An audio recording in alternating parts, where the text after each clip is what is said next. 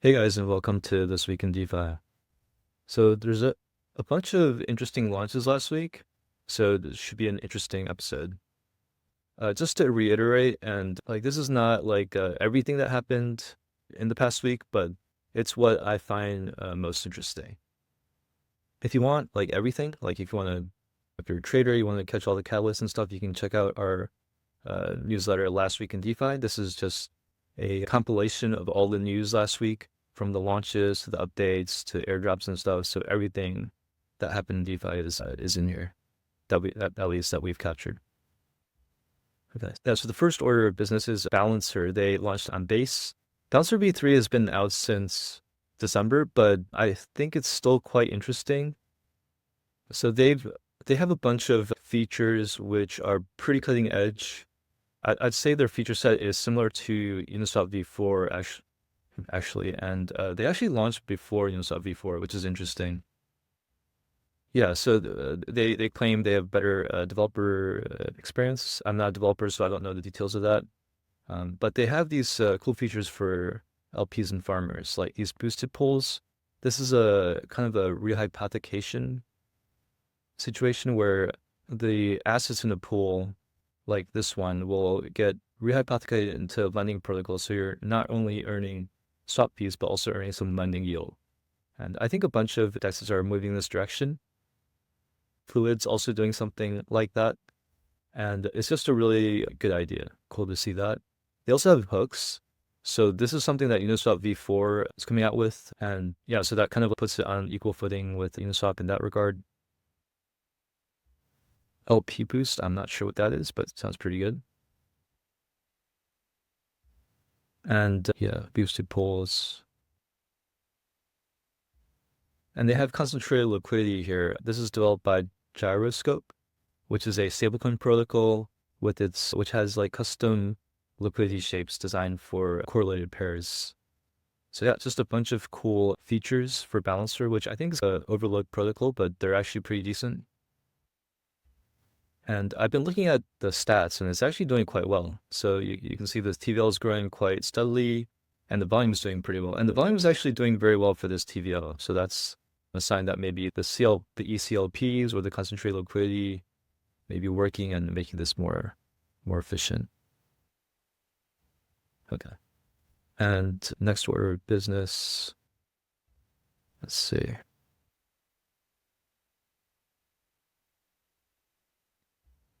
Uniswap before launch, and then this week Unichain launched. And Unichain is Uniswap's L2.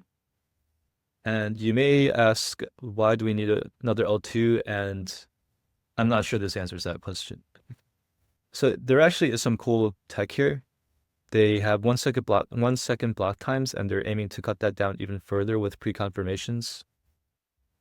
It's on OP-Stack, and they're promising good interoperability. So far, I think that just means that it transfers quite quickly from other chains using bridges, but I guess in the future there may be closer integrations. And then they've also, so yeah, 1 second block times, very cheap gas costs, 250 millisecond sub blocks coming soon.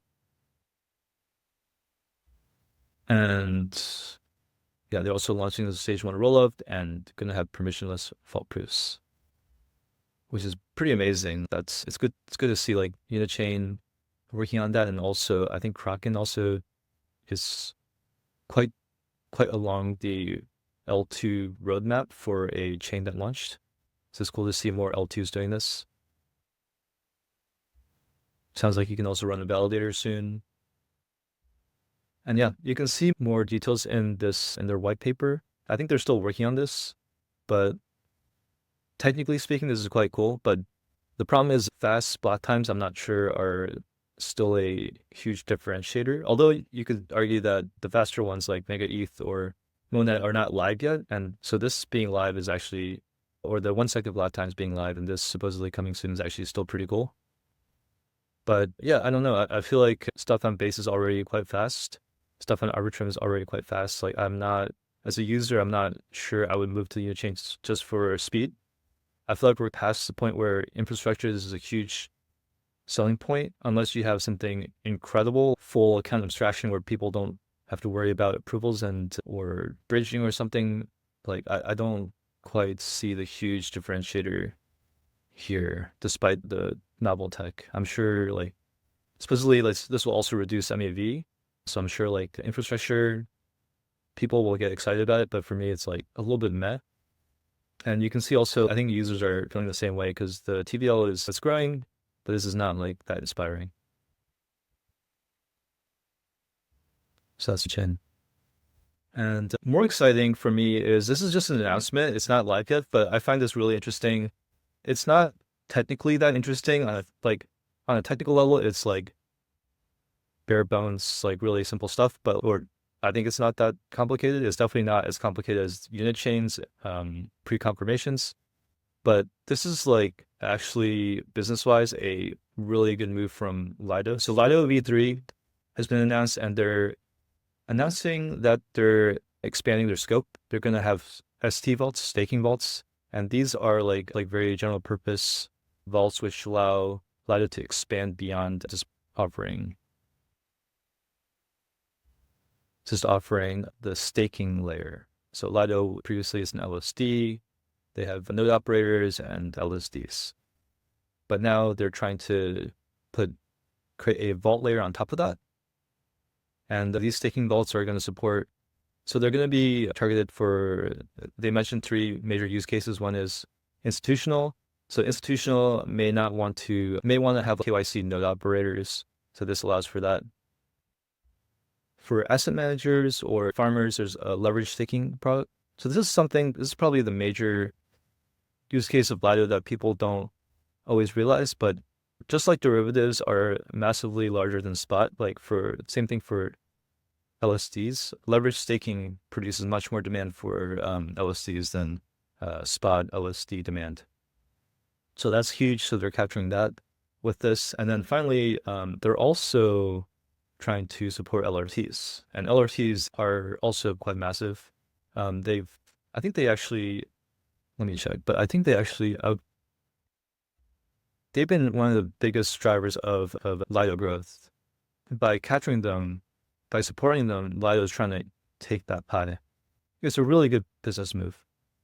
Yeah, maybe we can, let me see, take a little bit chart, but I'm assuming that this has been good for Lido price. Yeah, so that's quite decent. You have to remember we're in pretty choppy, slightly, at least recently, a little bit bearish.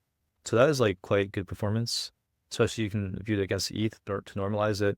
That's really good. I think the smarter people are starting to understand what this means for Lido. But Lido has also been historically a shitty token to trade. Yeah, reader beware. But yeah, still very cool news for Lido itself. Finally, not a launch, but just a cool piece of news. EF has been using more DeFi. This is like actually a pretty significant amount of ETH. And yeah, these protocols all generate pretty good yield. So hopefully this reduces some selling pressure. But more importantly for me, like as a DeFi maxi, this is just really satisfying to see because like a year ago, this would have been like unthinkable. But I guess bullying works because at first it was Vitalik starting to use Aave, and then the EF started using Aave, and now they're using like all these different protocols. I'm not sure Compound is the best at this point, not because the code itself is bad. I actually used it before recently as quite a nice protocol, but like they had a governance attack recently because not many people were participating. It just feels like a little bit sad that it's a little bit neglected. But Spark, Aave are quite solid. They're being well maintained and also governed. So I think those are pretty good. But they've also sized down on Compound, so I think they might be aware of these issues. Yeah. But yeah, awesome to see. And hopefully this brings more awareness of DeFi to the EF and maybe to the core devs as well. I don't think core devs have to know all the details of DeFi. It's good if they know what they're building for. Yeah.